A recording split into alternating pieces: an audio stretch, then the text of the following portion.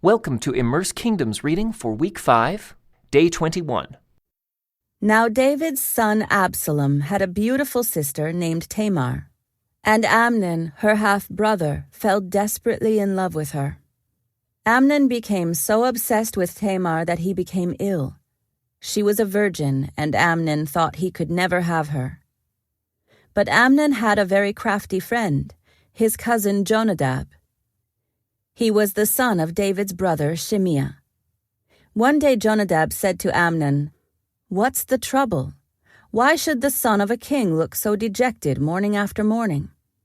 So Amnon told him, "I am in love with Tamar, my brother Absalom's sister." "Well," Jonadab said, "I'll tell you what to do. Go back to bed and pretend you are ill. When your father comes to see you, ask him to let Tamar come and prepare some food for you. Tell him you'll feel better if she prepares it as you watch and feeds you with her own hands." So Amnon lay down and pretended to be sick. And when the king came to see him, Amnon asked him, "Please let my sister Tamar come and cook my favorite dish as I watch. Then I can eat it from her own hands."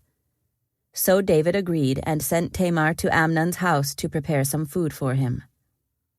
When Tamar arrived at Amnon's house, she went to the place where he was lying down so he could watch her mix some dough. Then she baked his favorite dish for him. But when she set the serving tray before him, he refused to eat. "Everyone get out of here," Amnon told his servants. So they all left. Then he said to Tamar, "Now bring the food into my bedroom and feed it to me here." So Tamar took his favorite dish to him. But as she was feeding him, he grabbed her and demanded, "Come to bed with me, my darling sister." "No, my brother," she cried. "Don't be foolish. Don't do this to me. Such wicked things aren't done in Israel. Where could I go in my shame? And you would be called one of the greatest fools in Israel.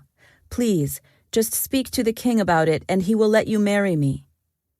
But Amnon wouldn't listen to her, and since he was stronger than she was, he raped her. Then suddenly Amnon's love turned to hate, and he hated her even more than he had loved her. "Get out of here," he snarled at her. "No, no," Tamar cried. "Sending me away now is worse than what you've already done to me." But Amnon wouldn't listen to her. He shouted for his servant and demanded, "Throw this woman out and lock the door behind her." So the servant put her out and locked the door behind her. She was wearing a long, beautiful robe, as was the custom in those days for the king's virgin daughters. But now Tamar tore her robe and put ashes on her head. And then, with her face in her hands, she went away crying. Her brother Absalom saw her and asked, "Is it true that Amnon has been with you?" "Well, my sister, keep quiet for now, since he's your brother. Don't you worry about it." So Tamar lived as a desolate woman in her brother Absalom's house. When King David heard what had happened, he was very angry. And though Absalom never spoke to Amnon about this, he hated Amnon deeply because of what he had done to his sister. 2 years later, when Absalom's sheep were being sheared at Baal-Hazor near Ephraim, Absalom invited all the king's sons to come to a feast. He went to the king and said, "My sheep shearers are now at work. Would the king and his servants please come to celebrate the occasion with me?" The king replied, "No, my son. If we all came, we would be too much of a burden on you." Absalom pressed him, but the king would not come, though he gave Absalom his blessing. "Well then," Absalom said, "if you can't come, how about sending my brother Amnon with us?" "Why Amnon?" the king asked. But Absalom kept on pressing the king until he finally agreed to let all his sons attend, including Amnon. So Absalom prepared a feast fit for a king. Absalom told his men, "Wait until Amnon gets drunk. Then at my signal, kill him. Don't be afraid. I'm the one who has given the command. Take courage and do it. So at Absalom's signal they murdered Amnon. Then the other sons of the king jumped on their mules and fled. As they were on the way back to Jerusalem, this report reached David. Absalom has killed all the king's sons, not one is left alive. The king got up, tore his robe, and threw himself on the ground. His advisers also tore their clothes in horror and sorrow. But just then Jonadab, the son of David's brother Shimea, arrived and said, "No, don't believe that all the king's sons have been killed. It was only Amnon. Absalom has been plotting this ever since Amnon raped his sister Tamar. No, my lord the king, your sons aren't all dead. It was only Amnon." Meanwhile, Absalom escaped. Then the watchman on the Jerusalem wall saw a great crowd coming down the hill on the road from the west. He ran to tell the king, "I see a crowd of people coming from the Horonaim road along the side of the hill." "Look," Jonadab told the king, "there they are now. The king's sons are coming, just as I said." They soon arrived, weeping and sobbing, and the king and all his servants wept bitterly with them. And David mourned many days for his son Amnon.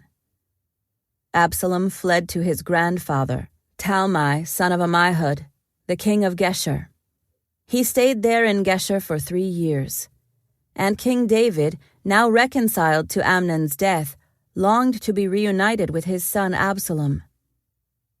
Joab realized how much the king longed to see Absalom. So he sent for a woman from Tekoa who had a reputation for great wisdom. He said to her, "Pretend you are in mourning. Wear mourning clothes and don't put on lotions. Act like a woman who has been mourning for the dead for a long time.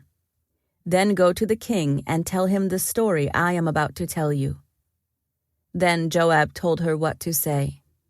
When the woman from Tekoa approached the king, she bowed with her face to the ground in deep respect and cried out, "O king, help me." "What's the trouble?" the king asked. "Alas, I am a widow," she replied. "My husband is dead. My 2 sons had a fight out in the field, and since no one was there to stop it, one of them was killed. Now the rest of the family is demanding, 'Let us have your son. We will execute him for murdering his brother. He doesn't deserve to inherit his family's property.' They want to extinguish the only coal I have left, and my husband's name and family will disappear from the face of the earth." "Leave it to me," the king told her. "Go home, and I'll see to it that no one touches him." "Oh, thank you, my lord the king," the woman from Tekoa replied. "If you are criticized for helping me, let the blame fall on me and on my father's house, and let the king and his throne be innocent." "If anyone objects," the king said, "bring him to me. I can assure you he will never harm you again." Then she said, "Please swear to me by the Lord your God that you won't let anyone take vengeance against my son. I want no more bloodshed." "As surely as the Lord lives," he replied, "not a hair on your son's head will be disturbed." "Please allow me to ask one more thing of my lord the king," she said. "Go ahead and speak," he responded. She replied, "Why don't you do as much for the people of God as you have promised to do for me? You have convicted yourself in making this decision, because you have refused to bring home your own banished son. All of us must die eventually. Our lives are like water spilled out on the ground, which cannot be gathered up again. But God does not just sweep life away. Instead, He devises ways to bring us back when we have been separated from Him. I have come to plead with my lord the king, because people have threatened me. I said to myself, perhaps the king will listen to me and rescue us from those who would cut us off from the inheritance God has given us. Yes, my lord the king will give us peace of mind again. I know that you are like an angel of God in discerning good from evil. May the Lord your God be with you." "I must know one thing," the king replied, "and tell me the truth." "Yes, my lord the king," she responded. "Did Joab put you up to this?" And the woman replied, "My lord the king, how can I deny it? Nobody can hide anything from you. Yes, Joab sent me and told me what to say. He did it to place the matter before you in a different light. But you are as wise as an angel of God, and you understand everything that happens among us." So the king sent for Joab and told him, "All right, go and bring back the young man Absalom." Joab bowed with his face to the ground in deep respect and said, "At last I know that I have gained your approval, my lord the king, for you have granted me this request." Then Joab went to Geshur and brought Absalom back to Jerusalem. But the king gave this order: "Absalom may go to his own house, but he must never come into my presence." So Absalom did not see the king. Now Absalom was praised as the most handsome man in all Israel. He was flawless from head to foot. He cut his hair only once a year, and then only because it was so heavy.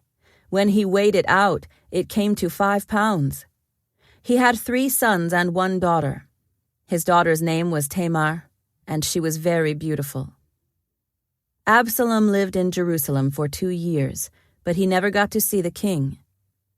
Then Absalom sent for Joab to ask him to intercede for him, but Joab refused to come. Absalom sent for him a second time, but again Joab refused to come. So Absalom said to his servants, "Go and set fire to Joab's barley field, the field next to mine." So they set his field on fire as Absalom had commanded. Then Joab came to Absalom at his house and demanded, "Why did your servants set my field on fire?" And Absalom replied, "Because I wanted you to ask the king why he brought me back from Geshur if he didn't intend to see me. I might as well have stayed there. Let me see the king. If he finds me guilty of anything, then let him kill me."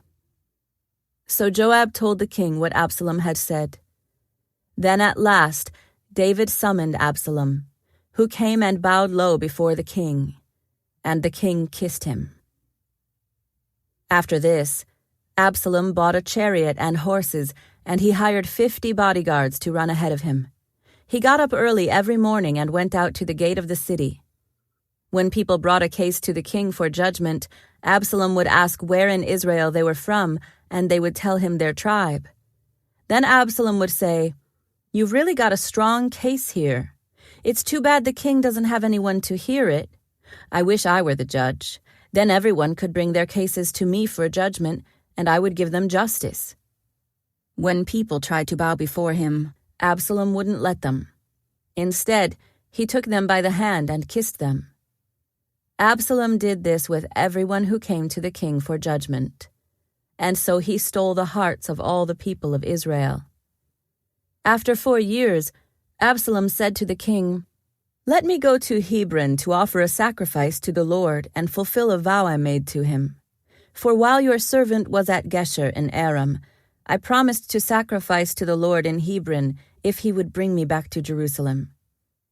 "All right," the king told him. "Go and fulfill your vow." So Absalom went to Hebron. But while he was there, he sent secret messengers to all the tribes of Israel to stir up a rebellion against the king. "As soon as you hear the ram's horn," his message read, "you are to say, 'Absalom has been crowned king in Hebron.'" He took 200 men from Jerusalem with him as guests, but they knew nothing of his intentions. While Absalom was offering the sacrifices, he sent for Ahithophel, one of David's counselors who lived in Gilo. Soon many others also joined Absalom, and the conspiracy gained momentum. A messenger soon arrived in Jerusalem to tell David, "All Israel has joined Absalom in a conspiracy against you." "Then we must flee at once or it will be too late," David urged his men. "Hurry! If we get out of the city before Absalom arrives, both we and the city of Jerusalem will be spared from disaster." "We are with you," his advisers replied. "Do what you think is best." So the king and all his household set out at once, He left no one behind except 10 of his concubines to look after the palace. The king and all his people set out on foot, pausing at the last house to let all the king's men move past to lead the way. There were 600 men from Gath who had come with David, along with the king's bodyguard. Then the king turned and said to Ittai, a leader of the men from Gath, "Why are you coming with us? Go on back to King Absalom, for you are a guest in Israel, a foreigner in exile. You arrived only recently, and should I force you today to wander with us? I don't even know where we will go. Go on back and take your kinsman with you, and may the Lord show you his unfailing love and faithfulness." But Ittai said to the king, "I vow by the Lord and by my own life that I will go wherever my lord the king goes, no matter what happens, whether it means life or death." David replied, "All right, come with us." So Ittai and all his men and their families went along. Everyone cried loudly as the king and his followers passed by. They crossed the Kidron Valley and then went out toward the wilderness.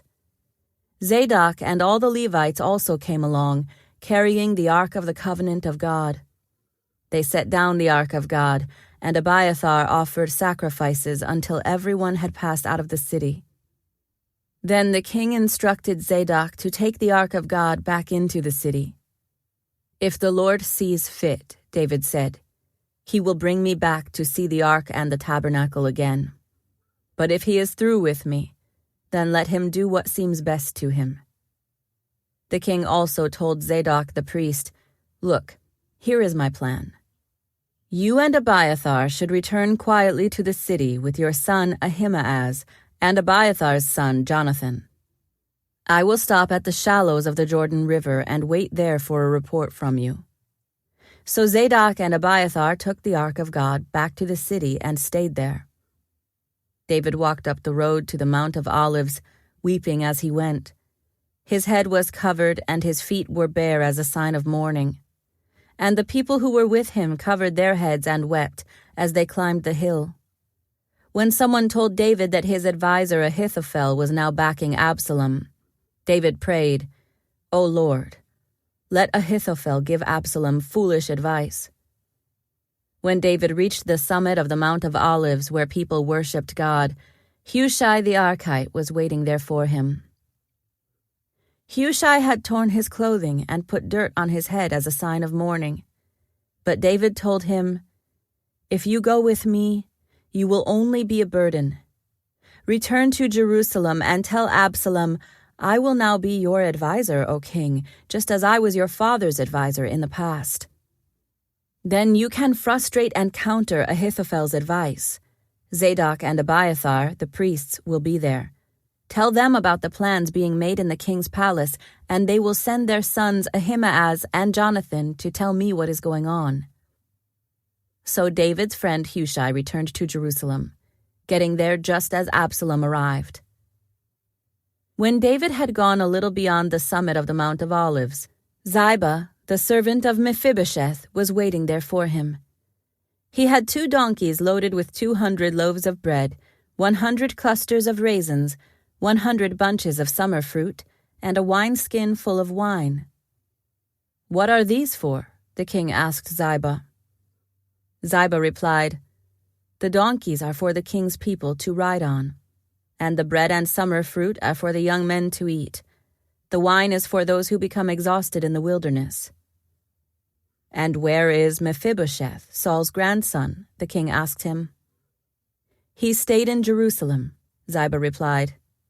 He said, "Today I will get back the kingdom of my grandfather Saul."